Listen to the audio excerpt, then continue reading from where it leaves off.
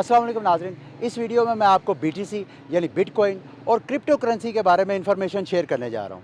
Crypto currency नाज़रीन हमारे मौजूदा दौर का एक ऐसा इनकलाब है जिसने दुनिया के जितने भी मालियाती इदारे हैं यानी जितना फाइनेंशियल हमारा स्ट्रक्चर है पूरी दुनिया का, उसको एकदम रेवोल्यूशनाइज़ कर दिया। और ऐसा इनकलाब है ये जिसने नस्ल इंसानी की जितनी भी तारीख़ है उसके अंदर इस मुख्तसर वक्फे के अंदर जितने बिलियनियर्स यानी अरबोपति पैदा किए हैं। इंसानी तारीख़ ने आज तक जितने भी इनकलाबात आए हैं, यहाँ इंडस्ट्रियल रेवोल्यूशन आया, हालिया भी कंप्यूटर का रेवोल्यूशन आया, इन तमाम इनकलाबात ये जितने भी तारीख़ में भी इनकलाबात थे, उन सारे इनकलाबात ने इंसान की जो माली हालत है उसमें इतना असर नहीं उसमें डाला जितना क्रिप्टो करेंसी ने डाला है। तो क्रिप्टो करेंसी मेरी आप ये वीडियो देखें। इस वीडियो को देखने के बाद मैं ये तो आपके साथ प्रॉमिस नहीं करता कि आप रातों रात अरबोपति हो जाएंगे, हाँ, लेकिन अगर आप अपने आप को नॉलेज के साथ इक्विप्ड करेंगे, क्रिप्टो करेंसी के बारे में जानेंगे, तो आने वाले वक्त में इस बहती गंगा में आप भी अपना हिस्सा ले सकेंगे।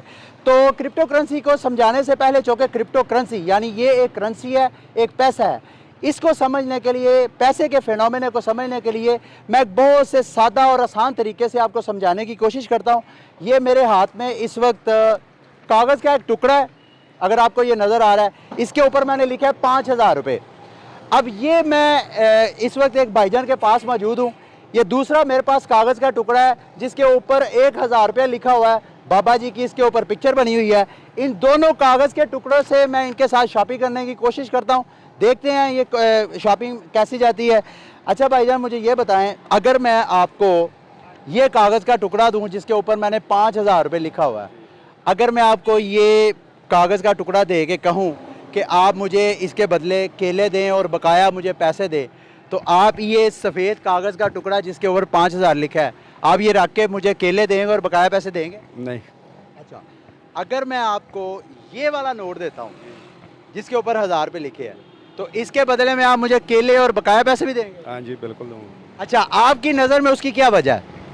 उसकी वजह है कि ये ग्रांटेड है। अच्छा, ये कुछ भी नहीं, यानी ये नकली है। ये सादा कागज। तो देखा, एक तो ये फिनोमेना है पैसे का कि पैसा असली और नकली होता है। और असली और नकली कैसे तय होता है? जितने भी हमारे पेपर करेंसीज होती हैं या जितनी भी हमारी फियाट करेंसी है, जो हमारी सेंट्रल बैंक है पाकिस्तान में, स्टेट बैंक ऑफ पाकिस्तान है, उसकी ज़मानत जिस कागज़ के टुकड़े के ऊपर होती है, वो कागज़ का टुकड़ा उतनी ही कीमत का हो जाता है जितनी कि उस पेपर के ऊपर स्टेट बैंक ऑफ पाकिस्तान ने स्टैंप लगाई होती है।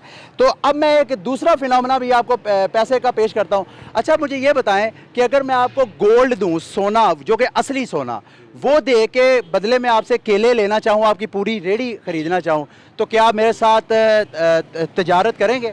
नहीं, मैं नहीं। क्या गोल्ड आपको पसंद नहीं है या क्या? गोल्ड तो असली दूंगा ना मैं आपको। हाँ जी, वो तो ठीक है, हाँ। लेकिन मैं उसका क्या करूँगा? नहीं, आप बेच तो सकते हैं ना।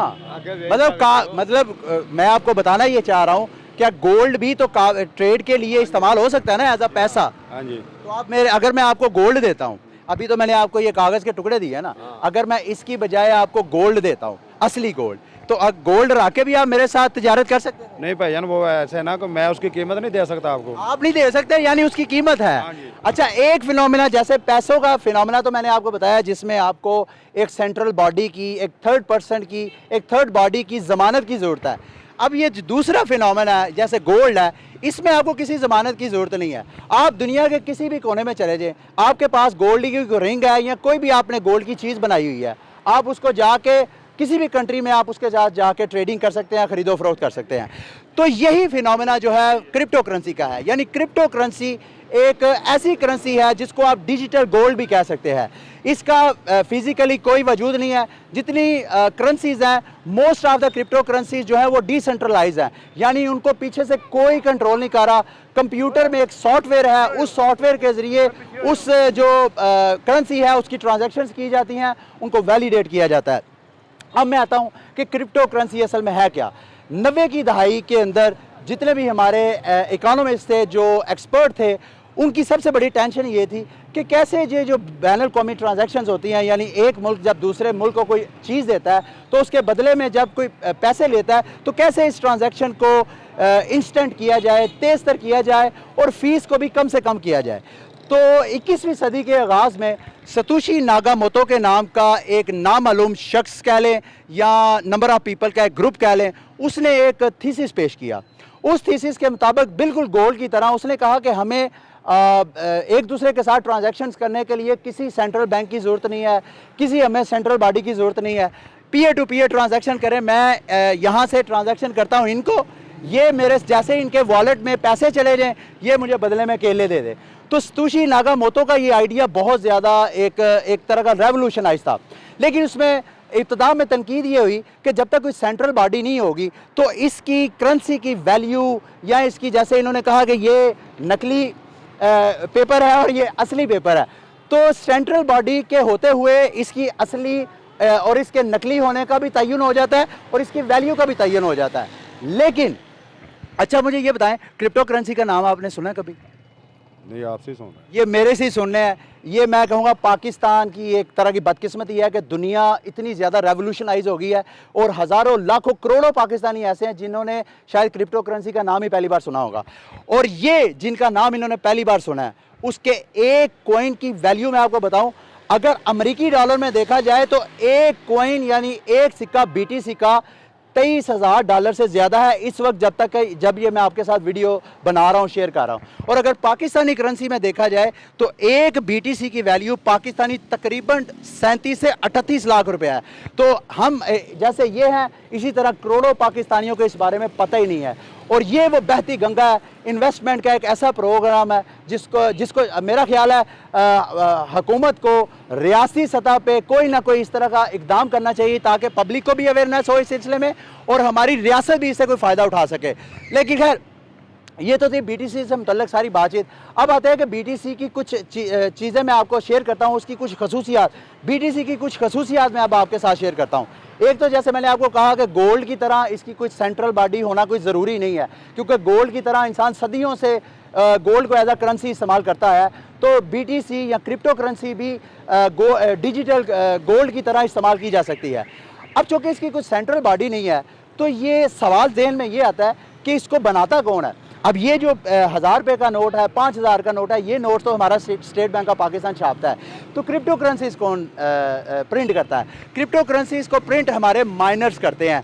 जो कोई भी crypto, most of the crypto currencies जो हैं वो माइनिंग के ज़रिए ही पैदा होती हैं। वो कैसे होती हैं? मैं इनको कहता हूँ जी मैं आपको $100 ट्रांसफ़र करता हूँ, इनके अकाउंट में चले जाते हैं। अब ये मेरे अकाउंट से निकल के इनके अकाउंट में जो जा रहा है वो एक सॉफ्टवेयर के जरिए, यानी मैंने ट्रांजैक्शन की है, मेरी ट्रांजैक्शन एक कंप्यूटर के पास चले जाएगी जिसमें वो BTC का सॉफ्टवेयर या क्रिप्टो करेंसी का सॉफ्टवेयर इंस्टॉल होगा, वो मेरी ट्रांजैक्शन को वैलिडेट करेगा।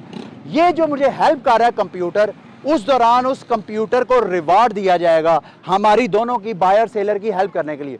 वो रिवार्ड जो है उस क्रिप्टो, उस BTC की नई पैदाइश होएगी, नया वो क्रिएट होगा। तो इसी तरह बगैर सेंट्रल बॉडी के ज़रिए क्रिप्टो करेंसी माइनिंग के ज़रिए पैदा भी की जाती है। अब दूसरा सवाल आपके जहन में ये आ सकता है कि एक ऐसी करेंसी जिसकी कोई सेंट्रल बॉडी नहीं है, जिसका कोई फिजिकल वजूद नहीं है, गोल्ड का तो फिजिकल वजूद है ना, लेकिन क्रिप्टो करेंसीज का तो कोई फिजिकल वजूद नहीं है। आज अगर इंटरनेट बंद कर दिया जाए तो जितने हमारे अरबों रुपए पड़े हुए हैं लोगों के, वो तो सारे डूब गए।